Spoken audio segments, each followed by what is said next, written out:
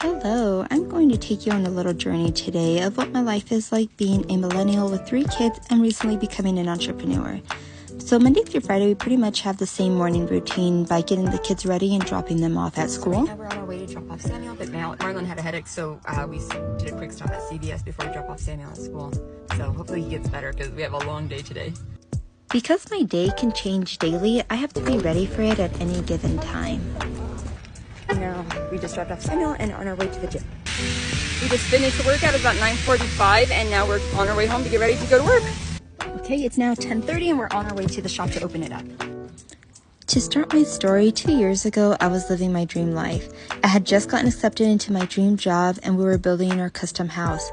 It looked like our life couldn't get better. However, this is also the time we started evaluating our life and decided we needed a change. So what better way than to start a cookie shop? Marlon and I had no experience in owning a business or a restaurant, so we looked into franchise opportunities and came across Dirty Dough. Now let me tell you, this has taught me so much. We went with a franchise model for the support, but quickly realized that this project was fully hands-on. From the build-out to design plans, setting up accounts with all the vendors and merchants, ordering supplies, and then hiring all the staff and training them. We did a 3-day training in Ohio, which taught us the basic of the cookies and decorating the product, but it didn't give us nearly enough. We had to be really resourceful and use a lot of TikToks and YouTube videos to help us figure out and fill in the little voids in between. And luckily, there was a lot of the owners that shared their hurdles and how they overcame them. So they've been a fantastic resource and have continued to help and support us. Having our own business has really given us the freedom and opportunities we were looking for. Even though it's caused its own set of challenges, it's really given us the push that we needed in knowing what we were capable of. And a lot of the fear of the unknown is gone. I think that's the secret that you learn when you become an entrepreneur. You kind of just end up throwing caution to the wind and believing in yourself and whatever it is that you're doing. Whether it's selling cookies, making music, or making your own soap, you need to believe in what it is that you're doing, even if nobody else does. I never thought I would be where I'm at, and being able to say that I decorate warm stuffed cookies for a living is surreal.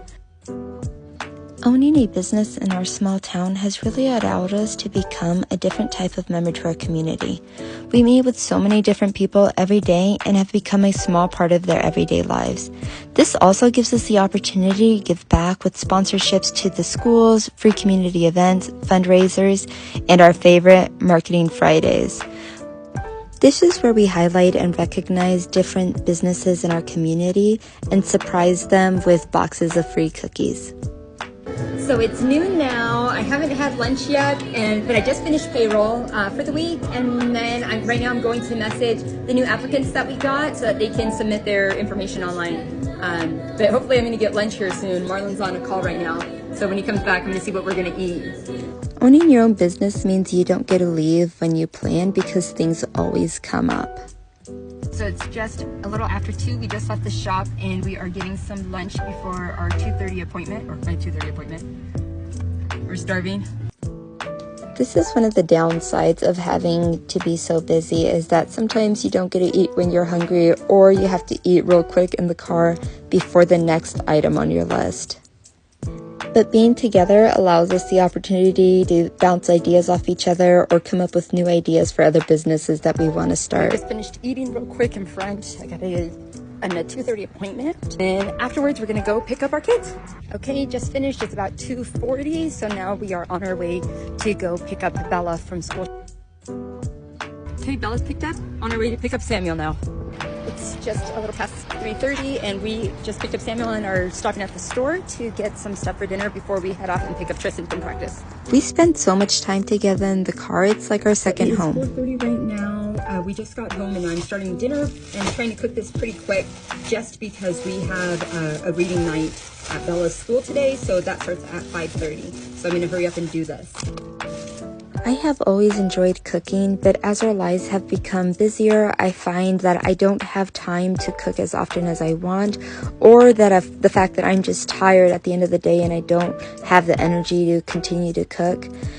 An obstacle I do face is that the older that our children have gotten, the more they've decided that their taste buds have also changed so that they don't eat the same things that we do. So I've come up with ideas on how to use the same protein meat with maybe omitting some of the other items to make it more kid-friendly. And that helps me save time rather than making multiple meals.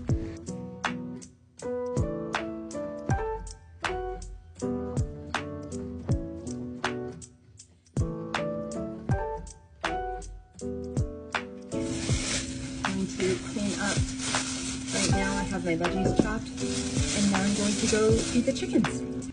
So I have my chicken feed and some leftover rice that I'm going to feed them. So normally my chicken's free range, but because we've had a lot of attacks and predators coming, I've had to put them away in their coop.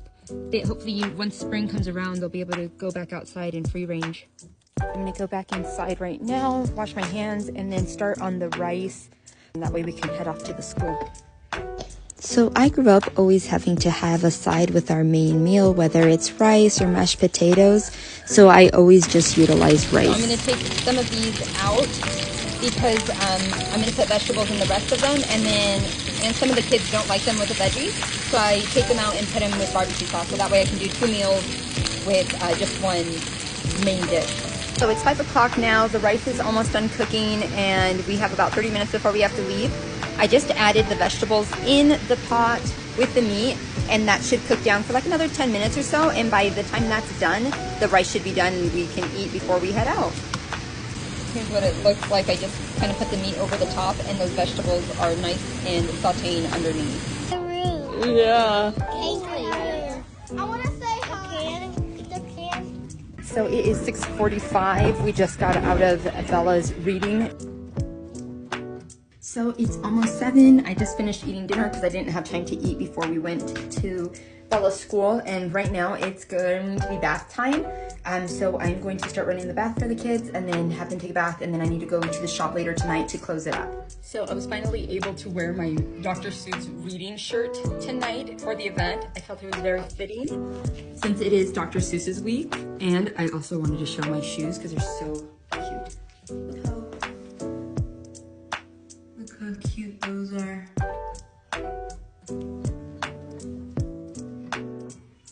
Super excited about wearing this tonight. It was a lot of fun, and it's really nice to be able to continue to support your school and the teachers know you, and it's just that familiar recognition and that the kids know that the parents are involved in the school. I think makes a huge difference for them.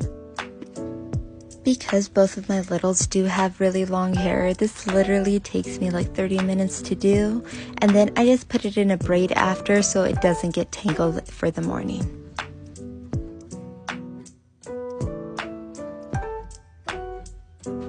It's 8:07. Kids go to the shop to close it out, so we should be back by like 9:30. Back at the shop now. Part of owning your own business is stepping in when needed, and tonight we needed a closer, so luckily we don't have to close every night. So it's 9:15 right now, and we are closing up the shop. So now we're on our way back home, and almost done for the day.